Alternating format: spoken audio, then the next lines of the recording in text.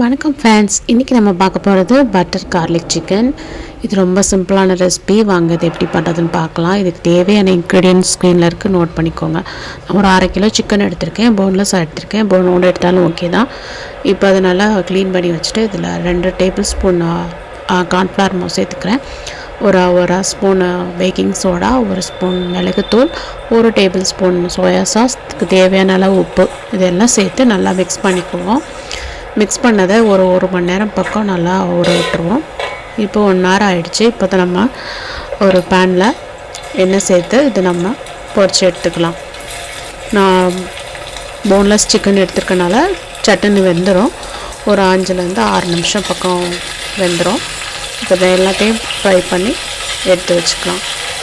இப்போ வேறு ஒரு பேனில் இல்லைன்னா அதே பேனில் கூட நம்ம அடுத்து 2 டேபிள் ஸ்பூன் பட்டர் சேர்த்துக்கலாம்.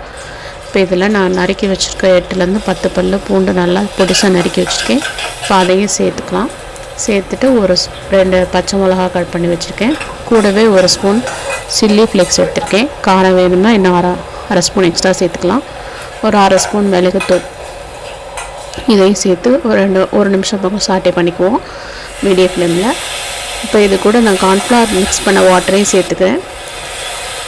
சேர்த்து இப்போ இதில் ஃப்ரை பண்ணி வச்சுருந்த சிக்கனை சேர்த்து நல்லா எல்லா பக்கமும் மிக்ஸ் பண்ணி விட போகிறேன். ஃபைனலாக இதில் நம்ம இப்போ ஒரு ஸ்பூன் சோயா சாஸ் சேர்த்துக்க போகிறேன். சோயா சாஸ் சேர்த்ததுக்கப்புறம் ஒரு அரை லெமன் ஜூஸ் அதையும் சேர்த்து நல்லா மிக்ஸ் பண்ணி விட்டுக்கோங்க. கடைசியாக இதில் வெங்காயத்தாள் சேர்த்துக்குவோம். இதையும் சேர்த்து நல்லா மிக்ஸ் பண்ணி விட்டுருவோம். அவ்வளோதாங்க, பட்டர் கார்லிக் சிக்கன் ரெடி ஆகிடுச்சு. இது ரொம்ப சிம்பிளான பட் எம்மியான ரெசிபி. இது வீட்டில் ட்ரை பண்ணி பாருங்கள். எப்படி இருந்துச்சுன்னு கமெண்ட் பண்ணுங்கள். மறக்காமல் ஸ்வீட்டி ஹோம் ரெசிபிக்கு சப்ஸ்கிரைப் பண்ணுங்கள். வேறு ஒரு ரெசிபியோட உங்களை பார்க்குறேன். அது வரைக்கும் பாய் ஃப்ரெண்ட்ஸ்.